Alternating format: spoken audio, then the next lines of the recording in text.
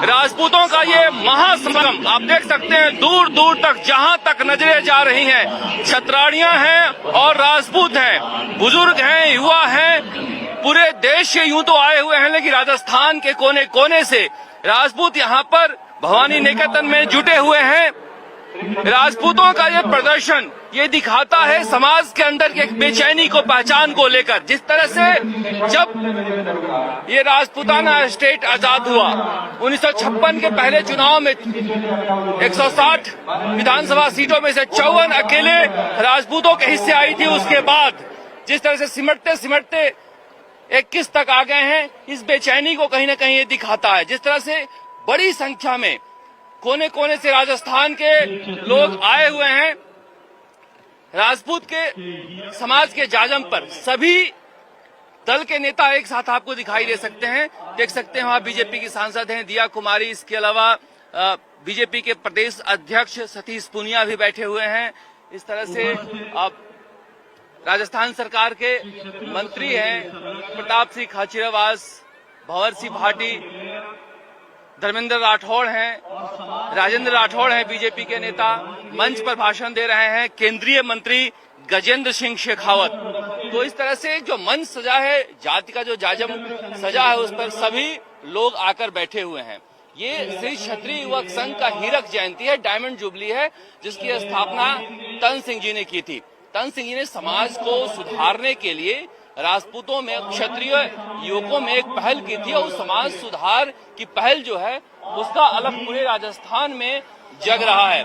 यह दिखाता है कि किस तरह से आस्था है तन सिंह जी की बनाई हुई संस्था में लोगों की। आप छतों पर देख लीजिए किस तरह से लोग एक झलक पाने के लिए खड़े हैं। इन नेताओं की झलक पाने के लिए नहीं खड़े हैं, बल्कि समाज के प्रति ये जो आस्था है, उस आस्था का परिचायक है। देखिए, राजपूतों के बारे में कहा जा सकता है कि राजपूत जो है राजस्थान के अपनी शूरवीरता के लिए तो जाने ही जाते हैं, अपनी नफासत और नजाकत के लिए भी जाने जाते हैं।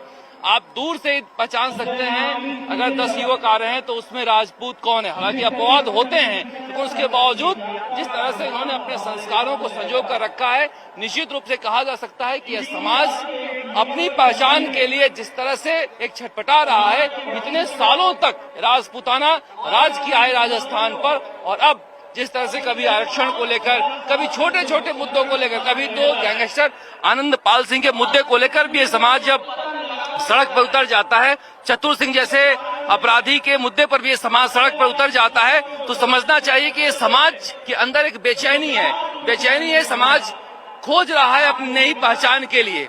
ये महिलाएं हैं समाज की, इस तरह से पीले वस्त्रों में आई हैं।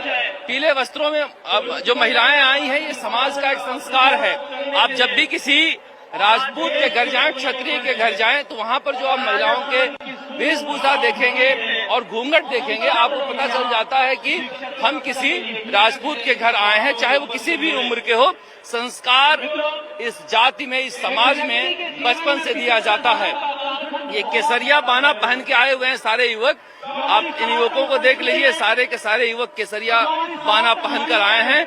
केसरिया बाना आन बान शान सूरवीरता का परिचायक है। केसरिया झंडा लहरा रहा है, यह देश की एकता का परिचायक है। जब राजस्थान में सबसे ज्यादा जो लोग हैं आर्मी में जाते हैं, हालांकि बाकी जातियों से भी लोग जाने लगे हैं, अब जाट जात से भी जाते हैं, गुर्जर से भी जाते हैं, लेकिन राजपूतों ने एक शुरुआत की थी। यहाँ के जो पूर्व महाराजा भवानी सिंह थे, ब्रिगेडियर थे, वो भी फौज में लड़ाई लड़ चुके थे। तो समझा जा सकता है कि देशभक्ति का जज्बा इनके दिल में रहता है हमेशा से, और यही सारी बातें हैं जिसे लेकर अब लोग कहा जा सकता है कि इस डायमंड जुबली पर राजपूत क्या खोजने के लिए जयपुर में आए हैं। इस भवानी निकेतन में राजपूत क्या तलाश कर रहे हैं, ये एक बड़ा सवाल है।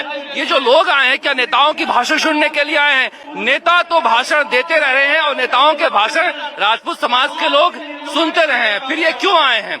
ये दिखाता है कि अंदर की एक बेचैनी को, समाज की छटपटाहट को, वो कैसे खत्म हो। क्या यहाँ से कोई संदेश लेकर ये समाज जाएगा? ये एक बड़ा सवाल है समाज के ऊपर। जिस तरह से गांव में, शहरों में एक इज्जत हुआ करती थी ठाकुर साहब की, निश्चित रूप से जाति की वो वर्चनाएं टूटी है, समाज के ऊपर आधिपत्य की वर्चनाएं टूटी है, सामंतवाद टूटा है तो उसके जगह जो नए युवक आए हैं, नए युवक समाज में किस तरह से अपनी भूमिका को बदल पाए, किस तरह से संस्कारवान बने और आजादी के बाद जो परिस्थितियां हुई है उसमें राजपूत समाज के लोग अपने आप को कैसे बैठाकर चलें, इसी सवाल का जवाब खोजने के लिए राजपूत समाज के लोग यहाँ पर समाज के जाजम पर क्षत्रिय युवक संघ के बैनर तले जुटे हुए हैं। क्योंकि जिस तरह से देखिए कहा जाता है राजपूतों के युवकों के बारे में कि बहुत सारे भटके हुए हैं, चाहे आरक्षण का सवाल हो या फिर गांव में बहुत ज्यादा पढ़ाई लिखाई का सवाल नहीं हो, इन सवालों के वजह से यह समाज पिछले कुछ दिनों में बहुत सारी बदनामियां भी झेली है। इसलिए जो तनसिंह जी ने अलग जगाया था क्षत्रिय युवक संघ में, उसकी जरूरत पहले से कहीं अब ज्यादा है। अब समाज के जो नेता हैं, समाज के जो अगुवा हैं, इसे कैसे लेकर जाएंगे ये एक बड़ा सवाल है। लेकिन केवल सामाजिक सुधार का मसला नहीं है, मसला है राजनीतिक हिस्सेदारी की भी। लोकतंत्र में अब राजतंत्र तो रहा नहीं जो राज करे, राजनीतिक हिस्सेदारी कैसे हो इसे लेकर भी एक बड़ा सवाल है। राजस्थान में 7% जो हैं वो राजपूत हैं और 7% राजपूत ज्यादा से ज्यादा कैसे सीटें जीते। बीजेपी के जमाने में, भैरव सिंह शेखावत के जमाने में इस पार्टी की पहचान बीजेपी से हुआ करती थी, मगर जब बीजेपी ने जाटों को आरक्षण दिया उसके बाद से ये लोग टूटकर कांग्रेस की तरफ भी गए। एक बड़ा जो मसला था और अशोक गहलोत ने एक प्रयोग किया, कोटा के महाराज जो थे इजराज सिंह, उनको लेकर चुनाव लड़ाया। इस तरह से भरतपुर के भी जाट राजघराने के थे, उनको भी कांग्रेस में ले आए थे और बहुत सारे ऐसे राजघराने थे जो बीजेपी से नहीं जुड़े थे, उन्हें कांग्रेस ने जोड़ने का काम किया है। प्रताप सिंह खाचरवाल जैसे नेताओं को भी आगे बढ़ाया है। तो कहीं न कहीं जिस तरह से अब राजपूत समाज बीजेपी से हटकर भी अपना विकल्प देख रहा है, जैसे वसुंधरा राजे पिछली बार जब चुनाव हारी थी तो कहा गया कि राजपूतों की एक बड़ी नाराजगी जी थी, वो वजह थी। ऐसे में एक नया कॉम्बिनेशन क्या हो सकता है, उस कॉम्बिनेशन में राजपूत अपनी हिस्सेदारी ज्यादा से ज्यादा कैसे कर सकते हैं, इसी सवाल का जवाब ढूंढने के लिए शायद इतनी बड़ी संख्या में अब लोग आए हुए हैं। लेकिन जो नेता सभी पार्टियों से आए हुए हैं, यह दिखाता है कि समाज जब एकजुट रहेगा तो चाहे वह बीजेपी के नेता हो, कांग्रेस के नेता हो या दूसरे दल के नेता हो, आपके दर पर आएंगे। ये भी एक संदेश देने की कोशिश की गई है। सचिन पायलट भी पहुंचे थे वहां पर क्षत्रिय युवक संघ के दफ्तर में मिलने के लिए तनसिंह जी से।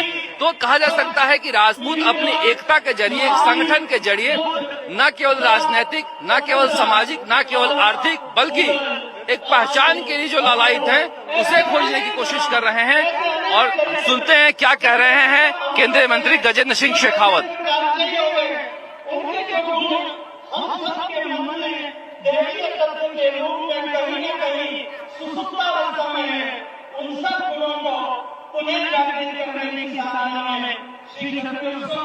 संस्कार निर्माण की पाठशाला के रूप में काम करता है। और विभिन्न कार्यक्रमों के माध्यम से ऐसे अनुकूल वातावरण देकर ऐसे गुणों का सहज संवर्धन की यात्रा जो है, ये यात्रा निश्चित रूप से सफल है।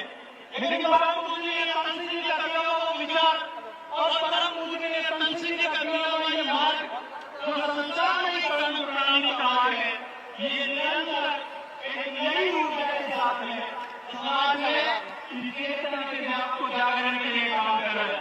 और आप लक्षाधिक लोग इस बात का गवाह है कि समाज के चरित्र के निर्माण में क्षत्रिय संघ ने निश्चित रूप से एक बहुत बड़ी भूमिका का निर्वहन किया है।